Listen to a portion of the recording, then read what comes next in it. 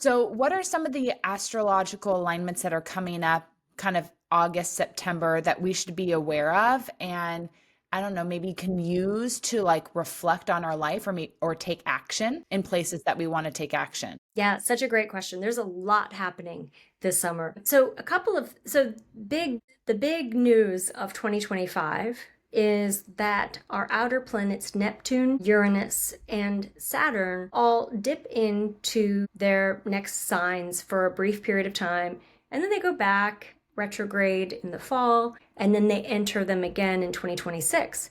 So there's a lot of instability. When planets are at the last degree of their sign or the first degree of the next sign, we have this sense of being in two different chapters of our lives, in two different paradigms spiritually. And so there's a lot of energy in flux between now and November. And I'll start with just talking about Saturn for a moment. Saturn goes retrograde, or it's stationed retrograde on the 12th of July. And Saturn has just made its way into Aries. That started in May, the end of May.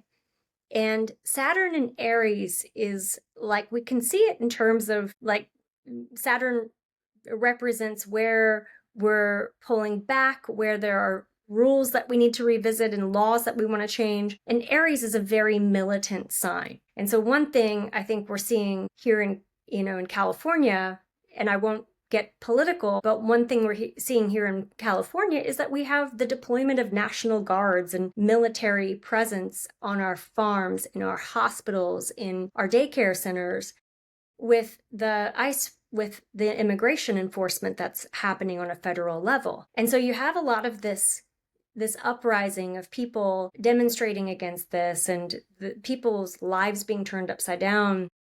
And it's really a crisis right now.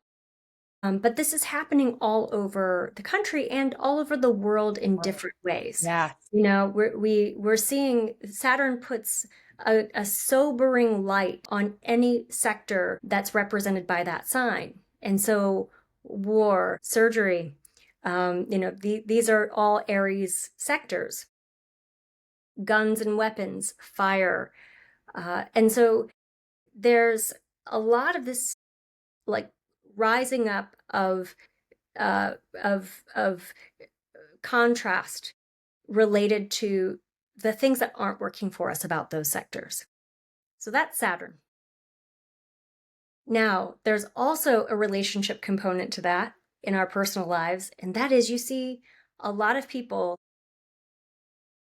navigating relationship ups and downs. Mhm. And because the last time we had those eclipses on the Aries Libra axis line in 2023 and 2024, Saturn's going right back to where those points were. And so we saw the flood that happened in Kerrville, and the map is so stark because you see the path of the eclipse on the solar eclipse of October 14th of 2023, solar eclipse of April of 2024.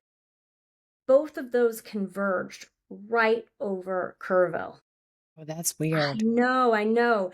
So the Saturn in Aries is giving everybody a glimpse back into what wasn't working for us in 2023 and 2024, and giving us an opportunity to review. And you see a lot of relationship changes taking place as a result of that. Have you noticed Interesting. this in Yeah, your? I've noticed so many people breaking up.